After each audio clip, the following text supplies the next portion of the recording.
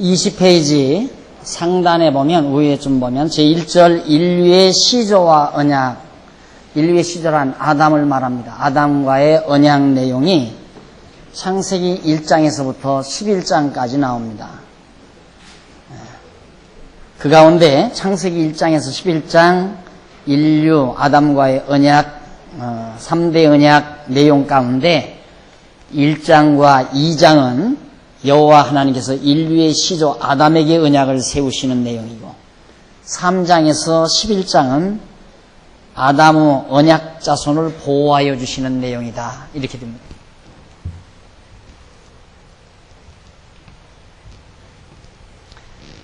(1장에서) 11장.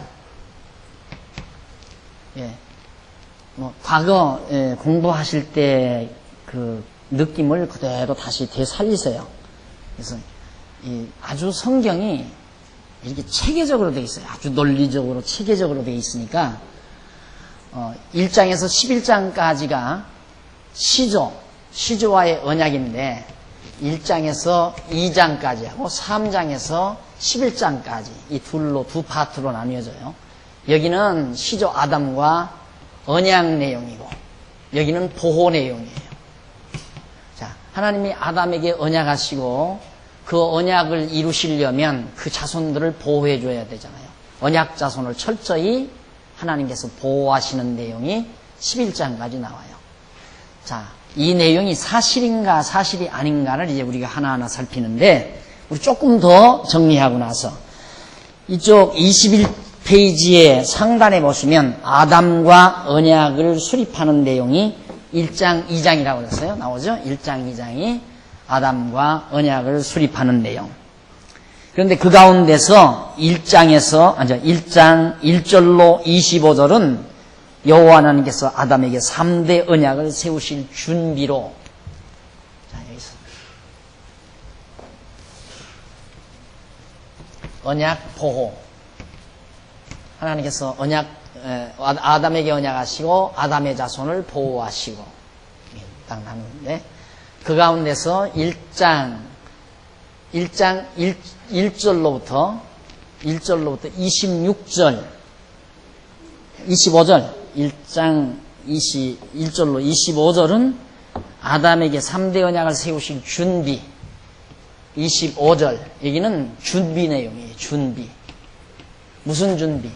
언약 세우실 준비. 하나님께서 아담과 언약을 세우실 준비하는 내용이고, 그 나머지 26절로 2장까지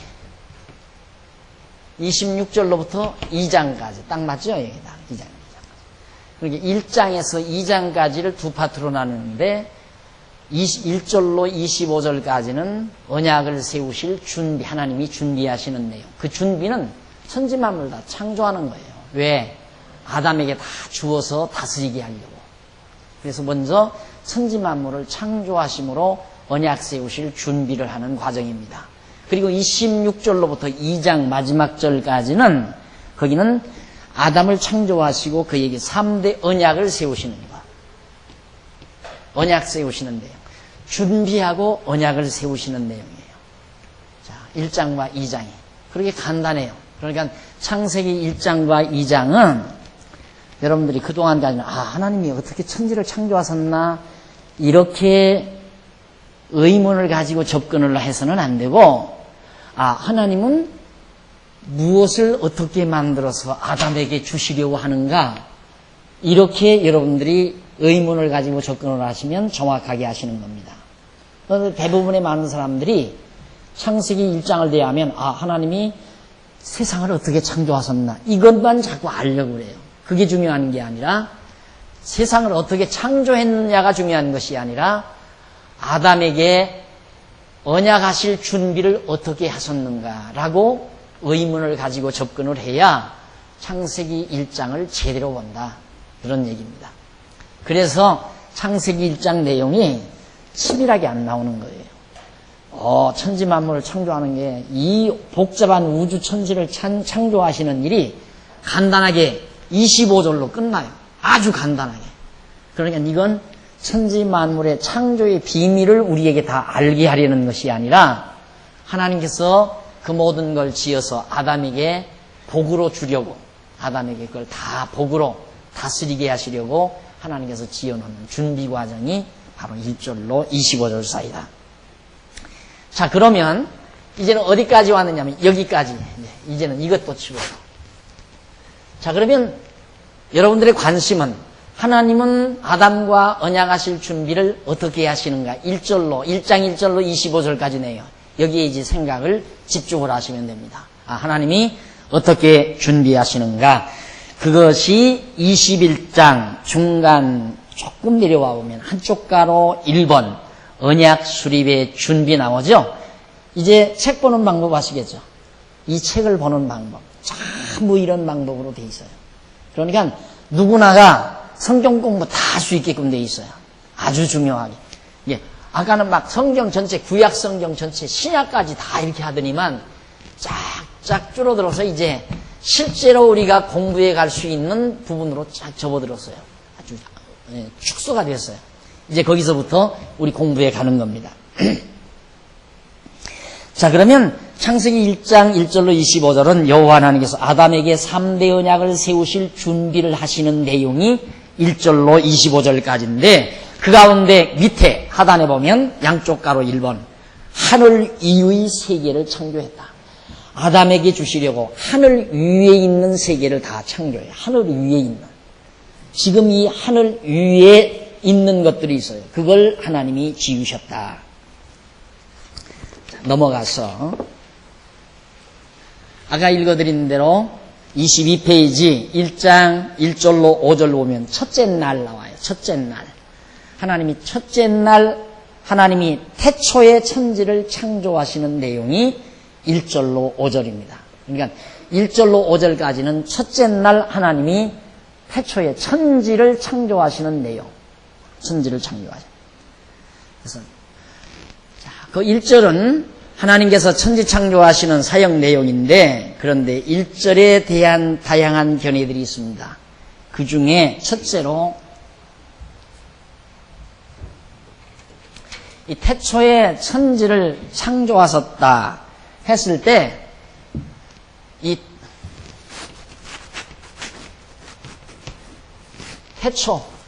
이 태초란 언제냐? 이 시간의 시작이라고 생각하면 돼요. 시간의 시작. 근데 시간의 시작이라고 했을 때 지금 우리가 느끼고 있는 시간이 아니에요. 우리의 시간은 태양이 동쪽에서 막 밝게 떠오를 때 아니면 12시가 지나서 자정이 지나서 1초가 지나고 2초가 지나고 60초가 지나면 1분. 그때부터 시간이 시작되잖아요. 그런 의미의 시간이라고 생각하면 안 돼요. 왜냐하면 이 당시는 지구도 없는 때예요. 태양도 없는 때고. 그렇죠? 태양도 없고 지구도 없고 별들도 없고 아무것도 없는 데서 지금 시간이 시작되는 거예요. 그러니까 지금 우리가 생각하고 있는 시간과는 전혀 거리가 먼 시간관념이죠. 지금 봐도 우리는 어제도 그런 얘기했지만 우리는 지금 이 지구 땅에서 이 지구라는 세계에 살면서 하루가 24시간이라는 그런 고정관념으로 꽉 차 있어요. 그런데 24시간이 하루라고 하는 것은 우리가 살고 있는 이 장소에서 그렇지 북극 지역만 가도 6개월이 하루예요. 6개월이 낮이에요. 6개월. 12시간이 낮이다 하지만 북극 지역에 가면 6개월 동안 계속 낮이에요. 그리고 6개월이 밤이고 그게 바로 북극 지역만 가도 그러잖아요. 그런데 지구를 벗어나서 우주공간 어디에 가면 항상 낮, 사시사철 낮밖에는 없죠. 그럴 거 아니에요. 아무것도 가리워지는 거이 없는데 우리가 지구에 사니까 지구가 빙 도니까 그러지. 예를 들어서 이런 우주선을 하나 타고 우주공간 어디에 가서 딱 있다 했을 때는 태양이 지는 날이 없잖아요. 그러니까 항상 대낮뿐이죠. 거기서는 시간관념조차도 없어져 버리는 거예요. 그러니까 여기서 태초란 말이 시간의 시작이라고 했을 때 그 시간을 우리가 지금 생각하는 그런 시간으로 생각해서는 안 된다. 그래서 아까 제가 전 시간에 말했듯이 이 지구가 뭐 수억 만 년이 됐다라고 했을 때 그 수억 만 년이란 말은 우리 지구에서 느끼고 있는 시간 개념을 말하는 거예요. 그런 시간 개념으로 수억 만년을 환산하는 거라 이 말입니다. 그러니까 얼마나 아주 이미 고정화된 시간으로 우주의 연대를 측정했는가 알 수가 있죠. 이게 적어도 우주 연대를 이 지구의 연대를 측정하려면 우주적인 시간관념으로 측정을 해야 돼요. 그런데 지구에서 느끼는 시간 개념으로 지구의 연대를 측정한다고 하는 것은 어불성설이죠. 그건 잘못된 거라 이 말이에요. 결국 우주의 연대 측정하려면, 지구의 연대를 측정하려면 우주의 시간관념, 우주적인 시간관념을 가지고 측정을 해야 되는데, 우주적 시간관념이란 누구도 그걸 어떤 한계를 지을 수가 없잖아요. 뭘 가지고 어디에 기준을 정해가지고 1시간이다, 2시간이다, 1년이다, 2년이다 할 수 없다 이 말이에요. 우리가 이 땅에 살면서 하루다 하는 것은 지구가 한 바퀴 도는 날이거든요. 그런데 여기 지금 첫째 날, 그 제목에 보면 1장 1절로 5절에 보면 첫째 날 하나님이 태초에 천지를 창조하셨다. 그 본문 한번 읽어보시면 태초에 하나님이 천지를 창조하시니라. 땅이 공허하고 혼돈하며 흑암이 깊음 위에 있고 하나님의 신은 수면 위에 운행하시니라. 하나님이 가라사대 빛이 있으라 하시매 빛이 있었고 그 빛이 하나님 보시기에 좋았더라. 하나님이 빛이 어두움을 나누사 빛과 어두움을 나누사 빛을 낮이라 칭하시고 어두움을 밤이라 칭하시니라. 저녁이 되며 아침이 되니 이는 첫째 날이니라. 이때는 태양도 없을 때, 지구도 없을 때 첫째 날이에요. 그런데 이런 첫째 날을 오늘 우리는 첫째 날 밤에 잠자기 시작해서 이튿날 아침에 일어날 때까지, 그때까지를 첫째 날 태양이 떠올라서 그 다음 태양이 떠오를 때까지를 첫째 날로 우리 생각하잖아요. 그런데 이때의 성경에서 첫째 날이란 태양도 없던 때고 지구도 없던 때에 없는 시대의 첫째 날이에요. 다만 아무것도 없이 빛과 어둠만이 있는데 빛을 낮이라 칭하고 어두움을 밤이라 칭하던 그 당시의 밤과 낮은 태양이 아닌 다른 빛, 태양이 져서 캄캄한 이런 밤이 아닌 다른 어둠, 그것이 교차되었을 때 그걸 첫째 날이라 칭했다. 그런데 이렇게 성경은 엄청난 시간 개념을 지니고 있는데 성경하고 과학하고 틀리다? 그건 말도 안 되는 얘기죠. 과학자들도 지구의 연대를 정확하게 파악할 수 없는 게 지리짐작이죠. 그러니까 엄청난 학자들마다 지구의 연대가 달라요. 엄청나게 달라요. 수억 년씩, 수십억 년씩 다른 수도 있다 이 말입니다. 그러니까 정확지 않은 거거든요. 않지만 성경도 지구가 몇 년도 됐다고 성경이 기록한 바가 없어요. 절대 그거 기록한 바가 없어요. 그런데 잘못된 어리석은 학자들이 성경의 지구의 역사는 6천년이다 이렇게 말해가지고 자꾸만 과학과 이질감을 갖게 만들어 놓은 거란 말입니다. 성경이 어디 6천년이라고 했나 물어보세요. 아무데도 없어요 6천년이라는 말. 다만 성경에 나오는 인류들의 역사가 있어요. 인류 역사, 사람들의 역사가 나오고 사람들의 연대가 나와요. 연영이. 그런데 그 연영이라는 것이 완전히 그게 다 지금처럼 몇 대 이렇게 해서 계속 나온 게 아니라 하나의 줄거리 쭉 잡아서 얘기해 놓은 것들이 많거든요. 근데 그 계산을 쭉 하다 보면 아담까지를 6천년가량 된다. 이런 식으로 계산하는 학자들이 있어요. 그러면 그 학자 말대로 아담까지를 6천년 잡는다 하더라도 아담이 만들어지기까지는 태양이 없이 나흘이 지나든 4일이 지나요. 4일째 태양이 만들어져요. 그 이전의 연대가 이제 하루와 이틀이 지나고 또 그 다음 세상이 타락해서 이 세상이 어두워지고 저주받아지고 그런 엄청난 기간들이 다 진행이 된다 이 말입니다. 그런 과정들은 연대가 나오지를 않아요. 그러니까 오늘 여기 첫째 날이다 하루라고 하는 이 하루가 지금의 24시간이 절대 아니에요. 그건 우주적 시간이에요. 우주적 시간. 24시간 하루는 지구적 시간이고 이 지구에서의 시간이고 알았습니까? 지구에서도 아까 말했지만 북극에서는 하루가 결국 1년이 하루예요. 왜? 밤과 낮으로 돼버리니까. 밤 지나고 낮 오면 그냥 1년이니까. 북극에서는. 6개월 계속 낮이고 6개월 계속 밤이니까 그러니까 1년이 밤과 낮 한 번 지나가는 하루로 끝나버린다 이 말이죠. 그러니까 밤이 오고 낮이 오는 이 하루라고 하는 것은 우주적 시간을 말하기 때문에 이건 천문학적 숫자로 우리가 감안할 수가 있는 겁니다. 그러니까 구태여 과학과 연대가 다르다고 해서 성경이 비과학적이라고 말하는 것은 성경의 기본 개념을 몰라서 하는 얘기다 하는 것을 다시 한번 여러분들에게 설명해 드립니다. 그래서 이제 이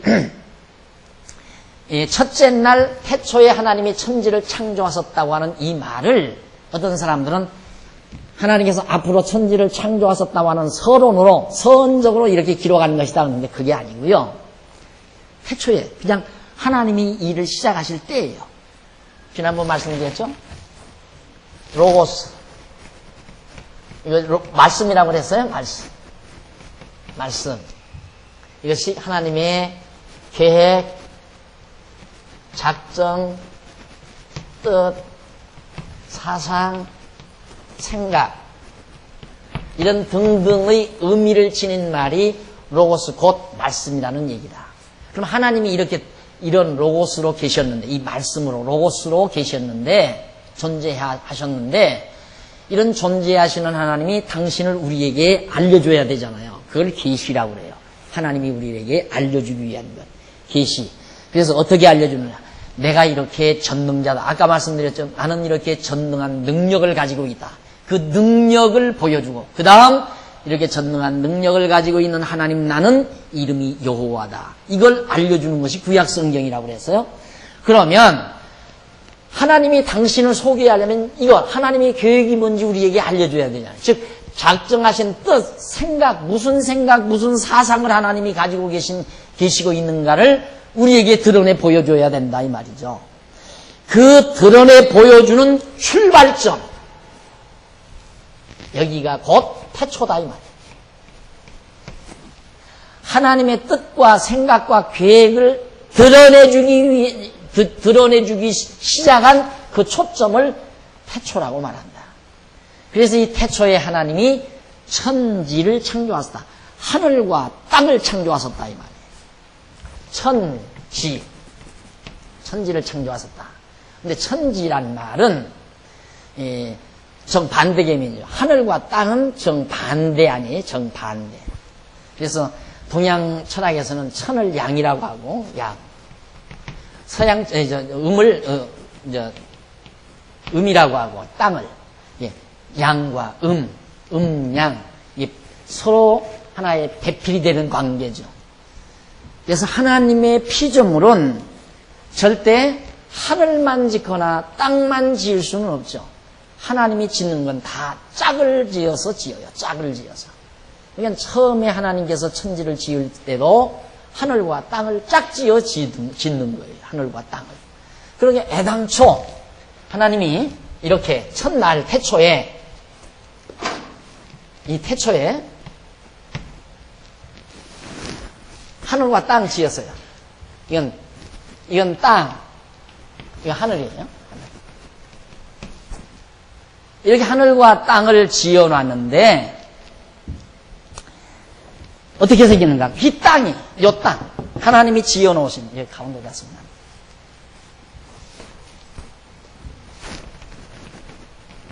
하늘, 여기는 땅.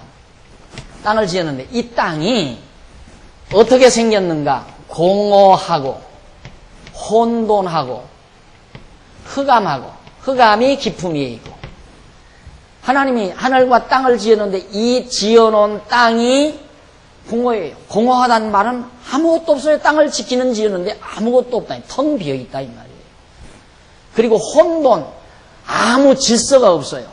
지금 우리가 살고 있는 땅은 바다도 있고 산도 있고 들도 있고 다 질서가 있잖아요. 시내도 있고 다 질서가 있는데 이때 하나님이 지어놓으신 땅은 혼돈해서 아무것도 질서가 없어요. 다 막 혼돈해가지고 텅 비어있고 공허하고 혼돈하고 그리고 캄캄한 흑암뿐이에요.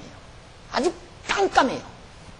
하늘과 땅을 지었는데 자, 이것이 바로 이제 첫째 날 하나님께서 하늘과 땅을 지어 놓으니까 그 땅이 공허하고 텅 아무것도 없이 그냥 텅 비어있고 혼돈하고 흑암이 깊음에 있는데 하나님께서 그때 어떻게 했는가? 바로 거기에 보니까 하나님이 가라사대 빛이 있으라 그랬다.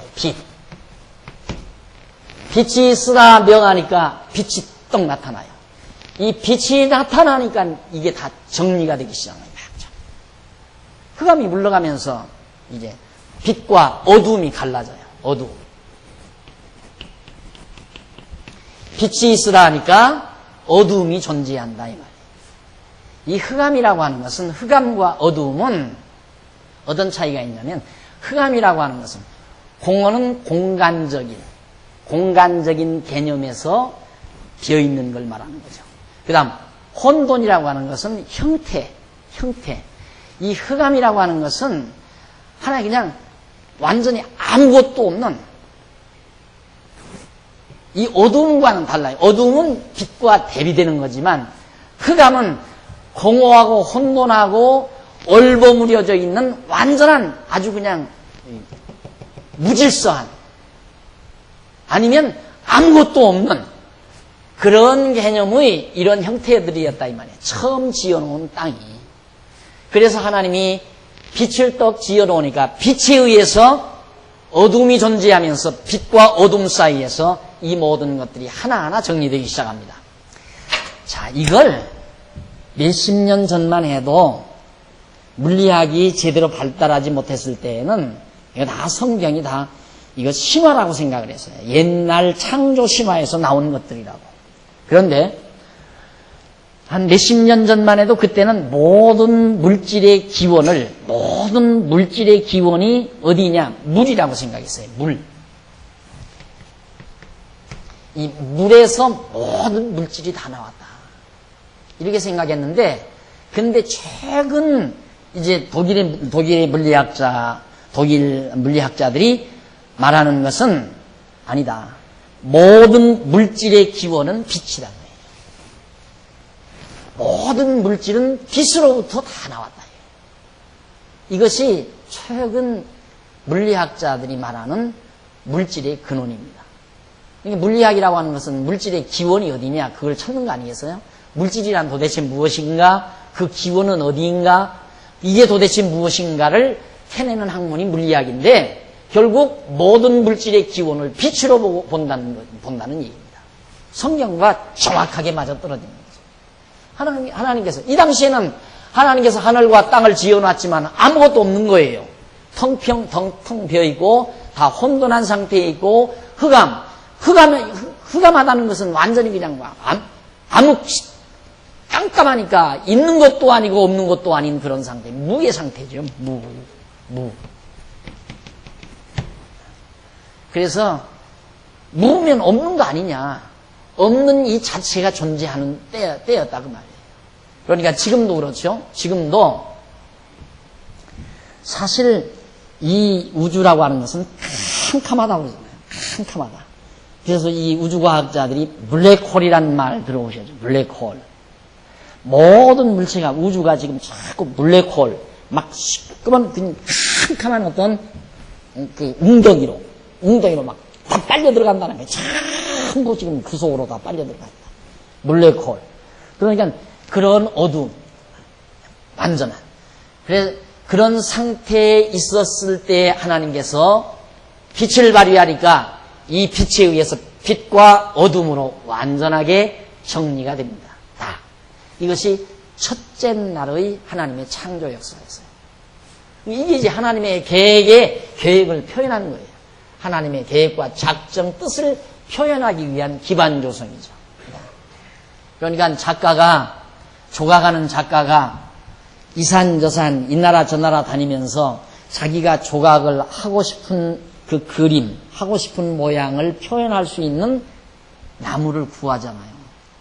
어떻게 생긴 나무에 어떤 조각을 내가 해야 되겠다 했을 때 그걸 조각할 수 있는 나무를 구입하러 다닌다.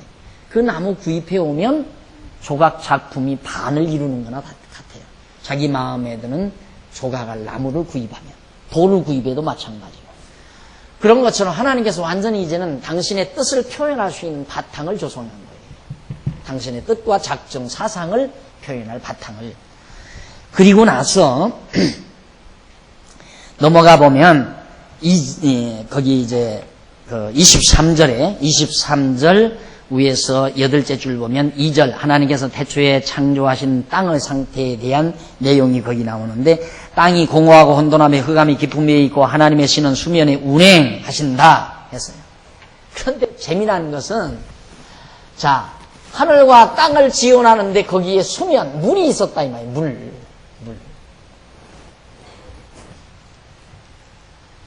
물이. 그러면 결국은 무슨 얘기입니까?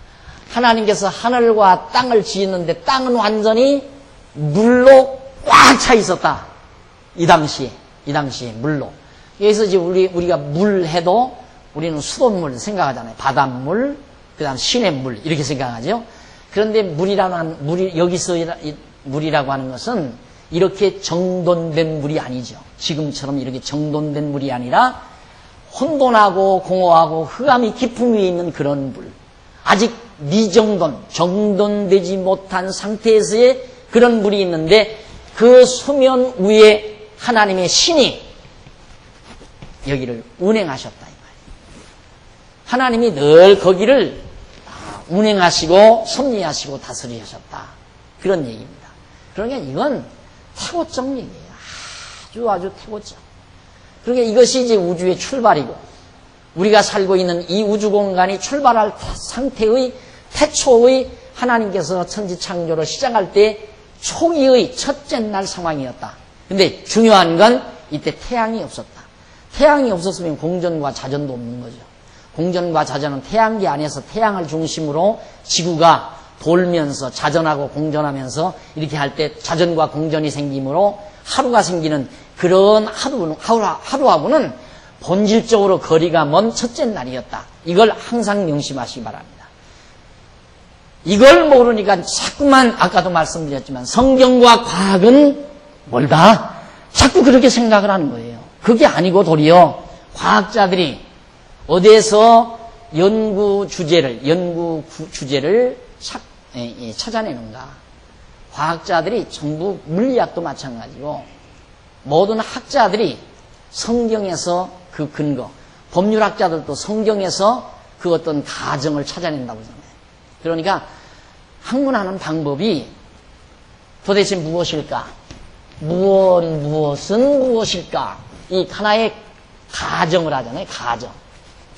이럴 것이다 라고 하는 해답을 해놔요. 무엇은 이럴 것이다 라고 가정을 해놓고 그 가정이 맞는가 안 맞는가를 추적해서 그거를 내가지고 연구하는 게 학문 방법인데, 가정을 어디서 찾느냐면 성경에서 찾는 경우가 많다고 말이에요. 성경에서 찾는 경우가.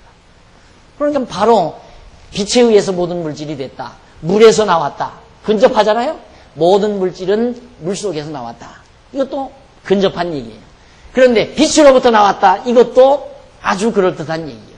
그래서 빛과 물이라고 하는 건 중요합니다. 그런데 실제 우리가 이 지구상에서도 물과 태양빛만 있으면 묘하게 발생합니다. 물과 태양빛만 있으면. 거기에서 뭐가 나오는가? 물과 태양빛 속에서는 푸른색이 돋기 시작해요. 푸른색이. 이게 녹조 현상이라고 그러죠. 그것이 발전하게 되면 이제 거기에서 뭐 이기 같은 어떤 그 생명력들이 나오게 되고, 거기에서부터 이제 무슨 하나의 초목이 자라나게 되고, 이런 현상들. 이 빛과 물만 있으면 생명이 움트는 거예요.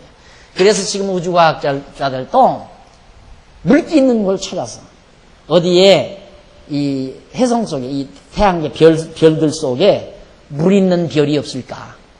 그래서 거기를 개발을 해서 자기들만 오염되지 않은, 공장 폐수로 오염되지 아니한 그 살기 좋은 세계를 만들고 거기서 오래오래 죽지 않고 살고 싶어서. 그래서 그걸 찾아서 돌아다니잖아요. 물기 있는 별만 찾으면 된다 이거예요. 물만. 그만큼 물이 중요한 겁니다. 그런데 성경은 벌써 물, 빛 이게 나오잖아요. 모든 우주의 근원입니다. 만물의 근원. 만물의 근원은 물론 하나님이지만 하나님께서 지으신 빛과 물, 이것으로부터 모든 만물이, 이건 물리학과도 그냥 맞아떨어지는 내용이에요. 실제 물리학. 생물학과도 맞아떨어지고.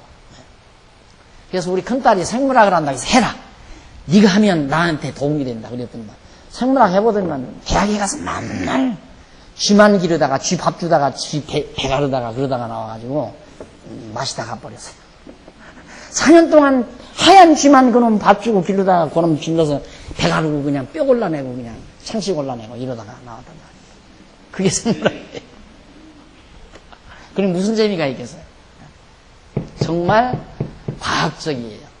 그게 과학자들이 성경을 제대로 알면 안 놀랄 수가 없죠. 그래서 성경적 과학자들이 요즘에 많이 나타납니다. 그래서 과거에는 진화론자들이 많았는데 창조과학이라는 거 우리나라 만들어졌고요. 또 정말 기독교 신자들 가운데서 이 물리학자들도 많고 생물학자들도 많고 과학자들이 엄청 많습니다. 그들이 바보라서 그러는 게 아니거든요. 다 확인이 되니까 그런 거죠. 그러니까 성경은 절대 비과학적인 것이 아니다. 도리어 성경적이어야 과학적이에요. 이게 과학이란 뭐냐? 하나님께서 창조해 놓으신 원리를 인간의 두뇌를 통하여 찾아진 만큼을 과학이라고 그래요. 발견한 만큼을. 근데 아직 찾지 못한 부분이 너무너무 많거든요. 그런데 성경을 갖다가 과학으로 비판한다는 건 말이 안 되잖아요. 성경을 과학으로 비판하려고 하는 것은 유치원생이 학박사의 논문을 검열한다는 것과 똑같은 얘기예요. 그럴 거 아니에요? 어떻게 유치원생이 학박사 논문을 검열을 해요? 말이 안 되는 얘기죠. 그러니까 성경적이어야 진짜 과학적이다 그 말이에요. 그래서 성경과 과학은 절대 괴리를 빚지 않는다. 철저히 과학적이에요. 자, 이래서 천지 창조부터 이렇게 너무너무 과학적이라는 사실을 알 수 있습니다. 그 뒤에 조금 내려면 3절로 5절 나와요. 조금 검은 글자로 강하게 써드렸죠.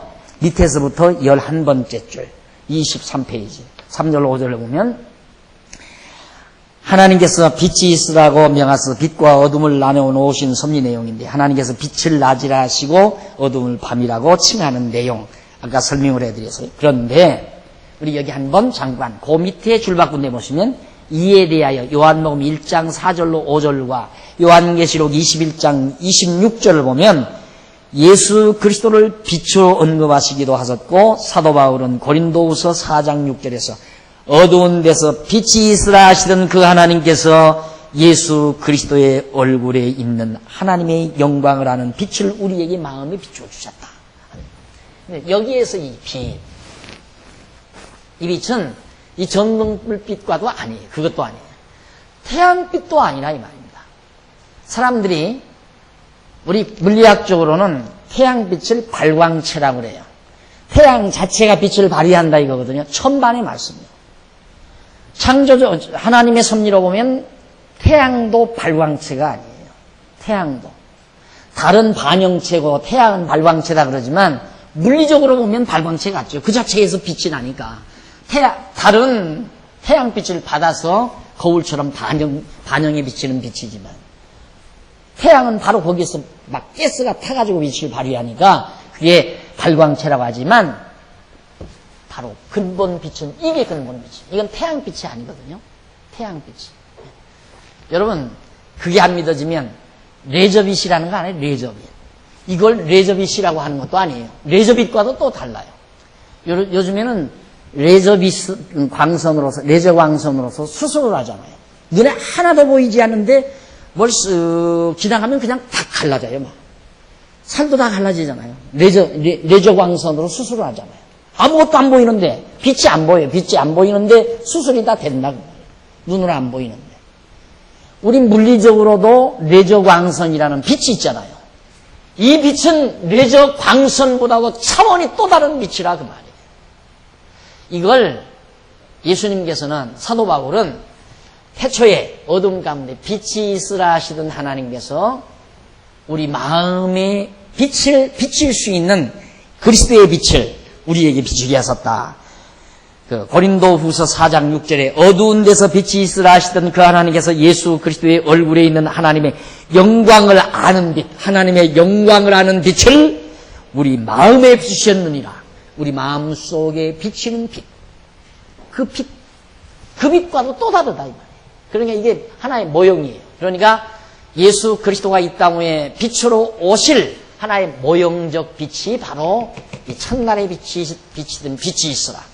그리고 빛이 있으라 함으로 어둠이 나타나듯이 밝은 빛으로 오실 예수 그리스도가 이 세상에 빛으로 오심으로 어두운 백성과 빛의 백성이 딱 갈라지는 것과 똑같은 원리입니다. 같은 원리. 그러니까 여기에 이 빛이 지금 뭐 태양빛이나 전등불빛이나 이렇게 생각하면 안 돼요. 얼마나 심오하고 깊이 있는 빛인가를 우리는 알 수 있죠. 이때 태양이 없었을 때라니까. 아무것도 없었을 때 하나님께서 하늘과 지금 우리가 공중에 파란 하늘 그 하늘도 아니에요. 이 땅도 우리가 살고 있는 지금 바다와 육지와 시내가 있는 땅이 아니라 말입니다.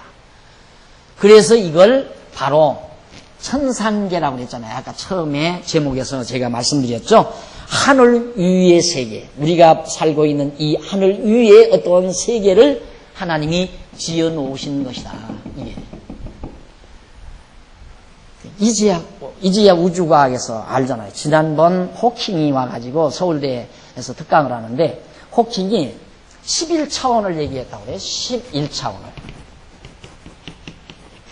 11차원을 얘기했다고 그러는데 차원 맞습니까 이거? 11차원을 얘기했다고 그러는데 이건 수로 헤아리면 안 돼요. 그러니까 너무너무 많으니까 보통 우리들이 물리학자들이 얘기하는 게 뭐 4차원, 5차원 정도는 보통 얘기합니다. 4차원, 5차원 정도는 얘기하는데 갑자기 와서 11차원 얘기하니까 어안이 벙벙해 버립니다. 나는 호킹 머릿속에 들어갔다 오진 않았지만 호킹이 말하고자 하는 21세기의 유일한 대단한 석학인 호킹 박사가 물리학자가 와서 11차원을 얘기했다고 하는 것은 우주의 신비란 한도 끝도 없다는 말이에요. 내가 볼 때. 우주의 신비라고 하는 인간의 두뇌를 초월하는 것이다. 벌써 우리 인간은 4차원만 넘어가도 우리 인간의 두뇌 차원을 넘어서는 차원이에요. 이 4차원만 넘어가도. 근데 우리는 우리 두뇌, 이 좁은 두뇌로 이해하는 것만 존재한다고 자꾸 생각하니까 사람이 옹졸해져 버리는 거죠. 우리가 이해하는 건 아주 적은 부분이에요. 아주 적은 것. 지엽적이고 부분적인 거라 이 말입니다. 그러니까 호킹이 11차원 얘기한 것은 인간의 인식 한계를 넘어선 차원이다. 이 우주라고 하는 것이. 그러니까 우주의 신비를 그런 하나의 수학적 용어를 써서 표현한 것이다. 저는 그렇게 인식을 해요. 왜 11차원 뿐이겠습니까? 110차원, 1010차원, 수십억 차원으로 얼마든지 치솟아 올라갈 수 있죠. 따지고 보면. 그게 뭐냐? 바로 시간과 공간과 형상을 초월한 영원 개념이에요. 영원이라고 하는 개념. 조금은 여러분 머리가 혼란스럽겠지만 여기서 여러분들이 정리하고 넘어가야 할 건 절대로 여러분들이 손으로 만지고 눈으로 보고 내가 확인할 수 있는 것만 존재한다고 하는 이런 아주 유치원생적 인식 한계는 벗어나야 된다. 그래야 성경 공부할 수 있다 이 말이에요. 내가 손으로 만져봐야 이거 있다. 눈으로 보여야 있다. 이런 차원으로 얘기하면 여기 성도대학생이 안 된다 이 말이에요. 유치원 가서 공부해야지. 적어도 성도대학에서 공부하시려면 호킹이 말하는 11차원 정도와 도대체 뭘 말하려고 하는 건가. 이 빛도 지금 태양빛도 아니고 레저광선도 아니고 레저광선도 눈에 안 보이는데 이 빛이 눈에 보이겠어요? 말도 안 돼요. 예수님이 이 땅에 오셨는데 거기에 무슨 빛이 있어요? 그러니까 로만 캐토릭 같은 데서는 예수님을 이렇게 그려놓고는 여기다가 허옇게 색깔을 칠해놓죠. 이렇게 훤하게 이렇게. 이게 얼마나 꼭 유치원 아이들이 엄마 그려놓으라면 엄마 그려놓으면 꼬불꼬불 이렇게 해서 동그랗게 해놓고 눈 동그랗게 이렇게 그리는 그림이나 똑같은 거죠. 자기 엄마 그리라니까. 엄마 머리가 곱슬곱슬하니까. 예수님을 왜? 예수님이 영광의 빛이 난다니까. 여기 영광 머리 위에 훤하게 이렇게 그려놔가지고 이게 예수 그림이라고 그런 식으로 얘기를 하는 아주 유치하기 짝이 없는 그림이에요. 눈으로 보이지 아니하는 빛을 인정할 수 있어야 돼요. 내 눈으로 보이지 아니하는 세계가 존재한다는 것 인정이 돼야 돼요. 이마만큼 창조기사라고 하는 것은 엄청난 내용을 함축하고 있다는 것을 일단 여러분들에게 전해드리고 싶어서 드리는 말입니다. 넘어가서 우리 하나 더 정리하고 갈 것은 24페이지 밑에서 네 번째 줄 현대 물리학자들에 의하면, 네 번째 줄입니다. 현대 물리학자들에 의하면 빛과 우주현상 사이에는 밀접한 관계가 있다고 합니다. 빛은 에너지의 일종이다. 빛이란 뭐냐? 에너지의 일종. 예. 여러분, 지금 이 우주, 이 끝없는 우주 공간이 과거에는 다 텅텅 비어 있다고 생각했잖아요. 다 텅텅 비어 있었다. 텅 비어 있고, 지구가 이렇게 존재하고, 별들이 존재하고, 텅텅 비어 있는 상태에서. 이제는 그게 아니잖아요. 우주가 꽉 차 있다, 이거예요. 모든 게 꽉 차 있다. 그래서 그걸, 과학적 용어로 에테르라고 그러는데, 에테르라고 하는 물질로 이 우주가 꽉 차 있다. 전부 꽉 차 있다. 우리는 지금 여기 비어 있다고 생각하죠. 이 공간이 지금 비어 있다. 아니다. 여기 꽉 차 있다, 이 말이에요. 전부가 꽉 차 있다. 뭘로? 에테르라고 하는 물질로. 그러니까 지금 이 전등 불빛이 이 방 안에 있는 것만도 저 불빛도 이게 물질이거든요. 불빛 자체도 물질이에요. 소리도 물질이고 색깔도 컬러도 물질이고.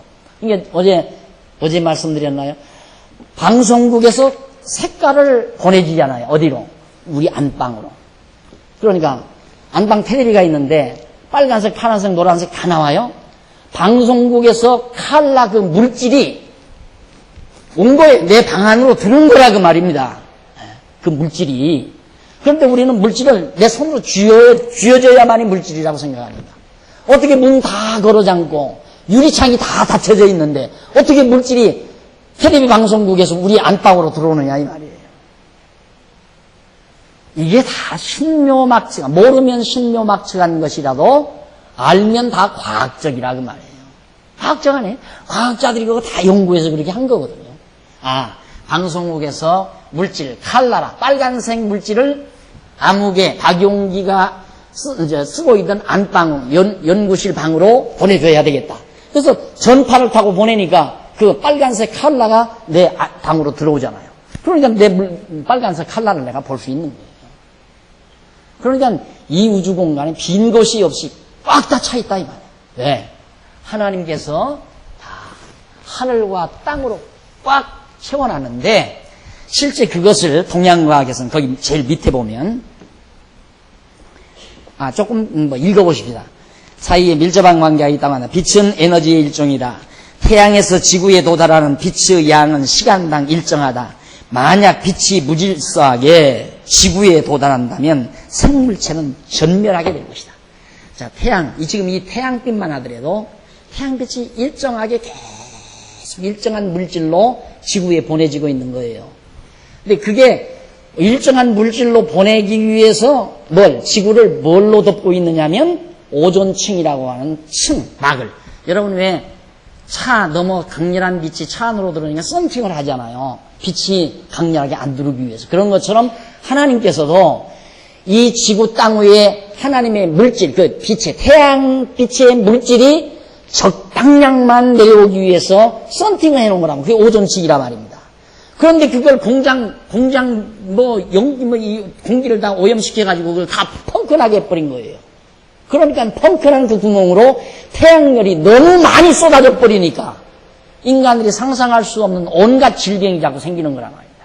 그러니까 태양빛이 적당량 쏟아지지 않냐고 몽땅 쏟아지면 다 전멸해버려요. 이 지구상에 다 전멸된다 이 말이에요. 모든 생물체가. 그만큼 빛이라고 하는 것은 대단히 중요한 것이다. 그래서 동양의 기철학에서는 모든 만물의 근원을 기라고 그렇게 주장하죠. 요즘 얼마 전 머리 깎고 두루마기 입고 나와서 한 번 그냥 KBS인가 어디서 설치다가 사라져버린 사람이 있죠. 장로아들인데. 그게 동양 철학했다 해서는 그 이게 다다. 모든 근원은 다. 이 모든 물질의 근원은 기다. 기. 그 장로아들이 하나님은 부인하고 천지 만물을 로고스가 이렇게 창조하셔서 나타난 이 빛에 의해서 만들어진 이 기로 생각지를 않고 이 기 자체를 그 돈으로 본다 이 말. 물질 자체를. 기는 물질이에요. 빛도 물질이고. 그러니까 빛에 의해서 쏟아지는 그게 기와 에너지는, 빛과 에너지는 통하는 거거든요. 빛에서 에너지가 생기는 거니까. 근데 기가 에너지 아니에요? 에너지. 그러니까 이 에너지가 꽉 차 있으니까, 이 에너지가 차 있어가지고 에너지가 뭉치면 더 농도 짙게 뭉쳐 있으면 물질이 된다, 이 말이야. 이런 물질이. 이 물질이 뭐냐? 꽉 차 있는 기가 더 응축이 돼버려. 기끼리 뭉쳐져 버리면 그것이 바로 물질이 되는 거예요. 그게 과정적인 이론은 맞아요. 기가 물질이다. 이 기라고 하는 것이 물질의 근원이다. 근원은 아니지만 물질 직전의 요소예요. 직전의 요소. 그러니까 기가 예를 들면 10개가 모이면 물질이 안 되지만 기가 이만한 범주 내에 5,000개가 모였다. 이러면 물렁물렁한 물질이 될 수 있다 이 말이에요. 5만 개가 모였다 하면 딱딱한 물질이 될 수 있다 이 말이에요. 기가 뭉쳐지면.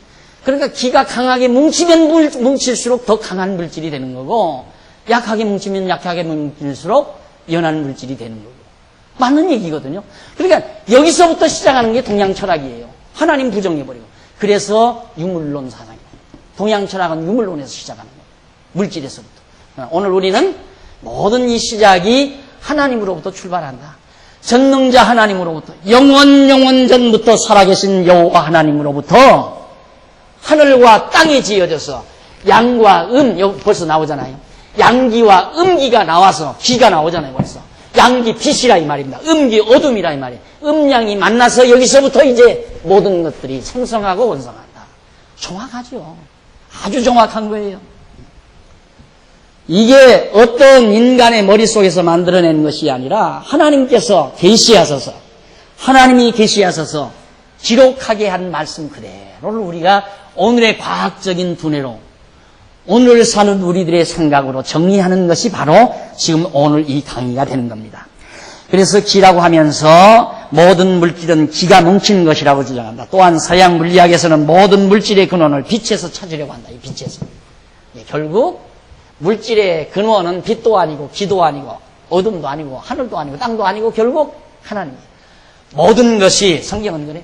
모든 것이 하나님으로부터 나와서 하나님으로부터 말미암고 하나님께로 다 돌아간다. 결국 하나님이라는 뭐야? 영원하신 존재거든요. 그러니까 영원 안에서 나와서 영원에서 존재하고 영원으로 말미암고 영원으로 다시 다 돌아가는 것. 그래서 없어지는 건 없다. 아무것도 없어지는 건 없어요. 다 영원한 거예요. 따지고 보면. 다만 형상 자체가 없어지는 것 같지만 없어지는 게 아니다. 그 말이에요. 그래서 부활이라고 하는 것도 우리는 확신을 하는 겁니다. 부활이라는 것이 우리의 형상이 달라지는 거거든요. 우리의 형상이 달라지는 거. 이건 가지고 있으라기도 귀찮잖아요. 여러분 한 해 한 해 가면 갈수록 왜 그렇게 그래도 막 한 20대가 되면 10대 후반 20대 초반에 막 사진 찍으라고 서로 찍으려고 달겨들어요. 40, 50이 넘어서 사진 찍는다. 찍지 마. 그거 뭐로 가지고 있어요? 그거. 확 벗어버려야지. 안 그래요? 확 벗어버려야지. 그거. 쭈글쭈글해졌으니까. 가지고 있으라고 해도 귀찮잖아요. 하나님께서 그렇게 되어진 물질을 이제 새로운 영원히 변함없는 물질로 우리를 덧입히는 것이 부활의 몸이다. 그런 얘기입니다. 자, 이렇게 해서 오늘 이제 시편이 아니라 25페이지 상단 위에서 두 번째 줄 한번 보십시다. 뒷부분에 보시면 그러나 성경은 하나님이 빛이 되시며 힘이 되신다고 하셨다. 그렇다고 하나님께서 물리적인 빛과 힘이 곧 에너지 그 자체라는 말이 아니다. 성경은 하나님은 빛의 근원이시요 힘의 근원이시다. 빛의 근원이시며 힘, 기, 에너지의 근원이시다. 하나님이. 하나님 자체가 빛이시요 에너지란 말은 아니에요. 이 피조된 빛과 에너지란 말이 아니에요. 피조된 빛과 에너지의 근원의 빛과 에너지란 말이지. 그러니까 하나님은 능력이시요 하나님은 빛이시라 했을 때 이 빛이 아니라 이 말이에요. 하나님은. 이 빛의 근원의 빛이죠. 그러니까 이 얼마나 엄청난 차원으로 우리들이 이 우주 만물을 이해를 해야 되는가를 알 수 있잖아요. 하나님을 알지 못하는 호킹도 11차원을 얘기했어요. 그런데 우리가 성경을 보고 하나님을 배운다는 우리가 4차원도 이해 못하는 머리를 가지고 하나님이 이해되겠느냐 이 말이죠. 호킹 그가 불신자니까 그렇지만 결국 11차원 얘기하면서 마음속에 분명히 이 말 할 거예요. 신비롭다.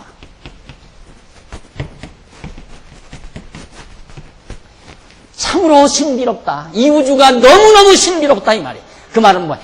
신의 비밀스럽다. 비밀스러운 신의 섭니다. 그 말이에요. 신비란 말. 그러니까 어떻게 설명할 수 없으니까 11차원 하니까 다 뻥 해버려. 뻥. 모든 학자들이 도대체 11차원이 뭐냐. 그러나 호킹만은 자신이 느끼는 거예요. 그 말 한마디 못하고 정말 불구인 호킹이 머리가 그렇게 좋다고 하잖아요. 머리가. 그래서 세계적인 20세기 물리학자인데 그가 서울대학에 와서 한마디 터뜨린 거예요. 우주는 11차원. 그 말은 11차원은 벌써 수로 계산한 것 자체가 불가능한 거예요. 어떻게 영원한 하나님의 섭리를 갖다가 수학적인, 이 수라고 하는 것은 전부 물리세계이거든요. 이 피조세계란 말입니다.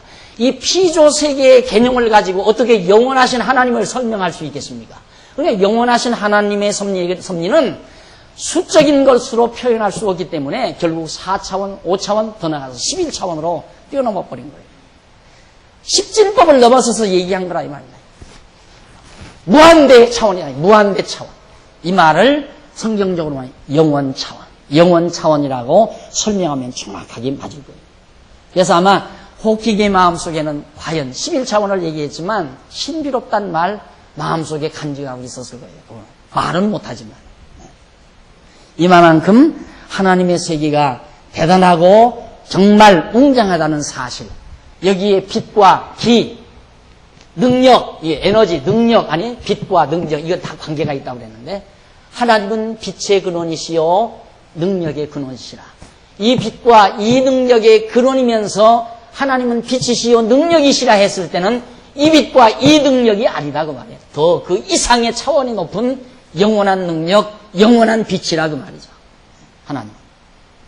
이런 하나님이 바로 이 신비로운 세상을 창조하셔서 하나님 당신의 뜻과 생각과 작정을 지금 이 세계에 드러냈는데 이걸 보고 사람들이 신비감을 못 느껴요.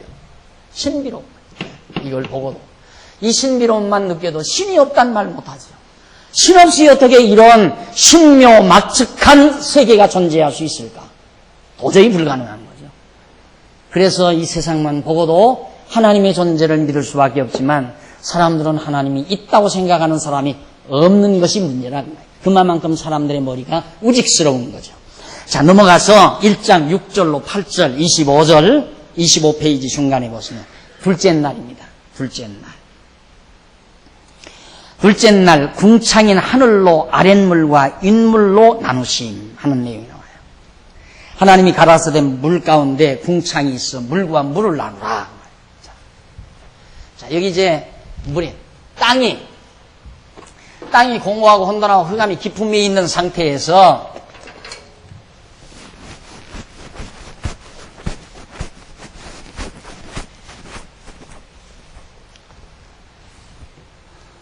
여기서 이제 하나님께서 자, 이게 이제 땅이 공고하고 혼돈하고 흑암이 깊음에 있는데 전부 물 지금의 물로 생각하면 안 돼요. 이것도 지금 이 바닷물, 강물 이런 물 생각하면 안 돼요.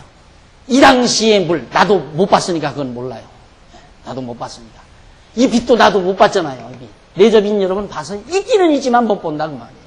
그러니까 이 차원 높은 물, 이 물이란 말이에요. 물인데 이걸 어떻게 했는가? 이 물을 갖다가 윗물과 아랫물로 나눠요. 딱 윗물하고 아랫물하고 딱 나눠 놓으니까 윗물 물을 둘로 위에와 아래로 아랫물 나누니까 이 공간이 생기잖아요. 자, 여기는 공호 혼돈, 이게 딱 혼돈 섞어졌어. 혼돈, 질서가 없는데 빛이 있으라 해서 첫날이 지난 다음 둘째 날에 딱 질서가 생겨요. 물이 딱 나누면서 윗물과 아랫물로 나누면서 공간이 생기는데 이걸 궁창이라 했는데 이 궁창을 곧 하늘이라고 명명해요. 이 하늘은 이 하늘과 다르죠. 그렇죠? 여기 이 하늘은 이 물속, 이게 아래 물이에요. 이게 물. 하나님이 지으신 땅을 지었는데 이 물 속에 다. 근데 그 물을 윗물과 아랫물로 나누니까 이거 궁창이 생기면서 이 궁창을 하늘이라고 했다, 이 말이에요. 그게 바로 지금 6절로 8절까지 나오는 얘기입니다. 그런데 지구는 지금 여기서 나오거든요, 지구는. 그런데 이 지구의 연대를 무슨 몇 억만 년이니 6천년, 성경학자들은 6천년, 이런 미련하고 어리석은 소리를 한다 이거예요. 얼마나 깊은 연대인데, 영원한 하나님 안에서 나오는 건데, 영원한 하나님 안에서 나오는 건데. 아니, 수십억 만년 아니라 수천억 만년이라고 한들 무슨 상관이 있느냐 이 말이에요. 우리 개념으로 볼 때는. 수천억 아니라 수조억을 억년이라고 해도 아무 상관없어요. 그래, 너 하고 싶은 대로 해라 이거야. 아까 호킹이 말했듯이 11차원 아니라 110차원이라면 어때요? 110차원이라면. 1조 3천억 차원이라면 무슨 상관이 있느냐 이 말이죠. 얼마든지 차원을 높이 갔으면 높이라 이거죠. 아무 상관없으니까. 아무 상관없는 거 아니에요. 영원한 하나님이 창조하신 건데 지구가 지금 이 속에서 이 아랫물 여기에 속하는 거란 말이에요. 지구가 여기서 나와요. 이게 이제 둘째 날이거든요. 이게 첫째 날. 이게 이제 이 둘째 날. 이 첫째 날, 둘째 날도. 그게 이제 이런 말 있죠.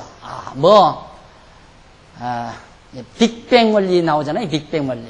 이 우주란 어떻게 만들어졌는가. 결국은 막 큰 태양 불덩어리가 하나 있었는데 이게 막 확 폭발하면서 왜 폭발했는지는 모르지. 하여튼 폭발했다 이거야. 폭발하면서 폭발하면서 떨어진 조각지들이 막 여기저기 산재에서 지금 막 있다는 얘기예요. 그래서 돌아다니다가 이게 부딪혀서 떨어지는 것도 있고 안 부딪히고 떨어지지 않으면 이제 질서를 잡아서 지금 이렇게 돼 있다. 그런데 지금도 계산해 보면 자꾸 퍼져간다 이거예요. 퍼져가는데 곧 그 폭발을 하면 조각지들이 막 퍼져가다가 이제 어떤 힘이 지치면 그다음 멈춰서 떨어지잖아요. 그때가 거의 된다 이거죠. 가까이 된다. 그래서 이제 우주는 색다른 현상이 나타날 가능성이 있다. 왜? 별들이 막 이제 여기서 폭발을 해가지고 쭉 뻗어서 이게 지금 예를 들어서 서백별이라고 하시다. 여기까지 왔어요. 왔는데 여기까지 올 때는 힘이 미쳤는데 이제는 더 이상 갈 힘이 떨어졌으니까 이게 일로로 떨어질 건지 우아래가 없으니까 여기서 우아래가 없잖아요. 그렇죠. 우주 공간 어디 가면 우아래가 없잖아요. 상하 옆 그거 전혀 없는 거니까 일이 떨어졌지. 그거 어떻게 알아요? 보나마나 여기 가만히 있는 거죠. 만약에 이게 더 가지 않는다면 떨어지기는 어디로 떨어져요. 아무 데도.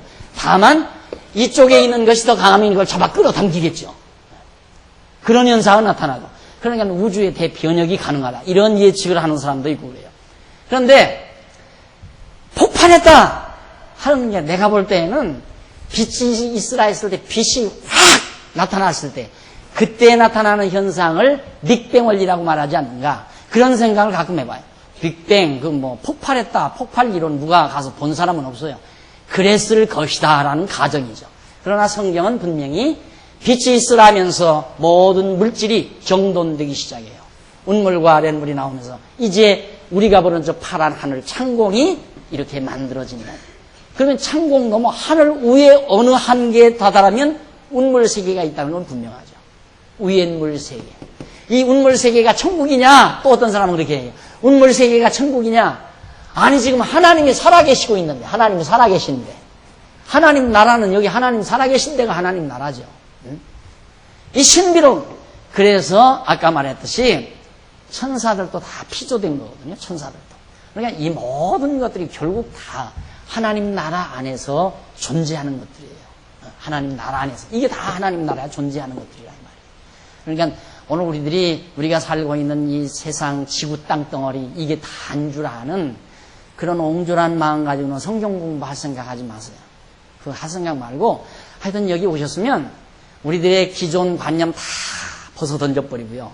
우리의 머리도 한껏 튀어버리고요. 그리고 혹시 11차원 얘기했지만 우리는 120차원, 130차원까지라도 생각할 수 있는 두뇌가 확 터져버려야 돼. 그래야 시원해요. 그래야 총명해지고 맑아지고 마음이 후련해지고 답답하지 않고. 안 그래요? 10평짜리 아파트 안에 들어가도 안 답답해요. 마음이 그렇게 열려버리니까. 10평짜리 아파트 답답하니까 80평짜리 가면 막 터질 것 같죠? 또 답답해요. 그것도 답답해. 안 터지면 동해바닷가 나가도 답답해요. 동해바닷가 가서 바다를 바라봐도 답답하다 그 말이에요. 가슴이 안 터지니까. 그래서 여러분 하여튼 이제 우리 성도대학 수업이 시작이 됐으니까 앞으로 열심으로 시간마다 우리 창조론에 대해서 계속 공부하고 하나님의 섭리를 확인해 가면서 신묘막측하다는 감동과 함께 여러분의 삶이 점점 더 값지고 아름답고 정말 신나는 삶으로 변모되기를 기대합니다. 기도하십시다. 자비로우신 하나님 아버지, 은혜와 사랑을 감사합니다. 오늘 또 하나님께서 저희를 부르시고 하나님의 귀한 말씀을 함께 상고하도록 역사하셨습니다. 영원하신 하나님이 이 피조세계를 지어놓으시고 이 모든 만물을 둘째 아담 예수 그리스도에게 첫 아담에게 주어서 둘째 아담으로 하여금 다스리고 지배하도록 섭리하시려는 하나님의 놀라운 계획과 작정과 뜻을 확인해 봤습니다. 아버지 하나님이여, 우리 말씀을 배우면 배울수록 좁은 마음이 넓어지게 하시고 답답했던 우리의 마음이 시원하게 하시고 우리의 무지했던 두뇌가 명석하게 하소서. 하나님의 백성으로 정말 진리 안에서 자유함을 얻는 귀한 종들이 되도록 역사하시옵소서. 연보했습니다.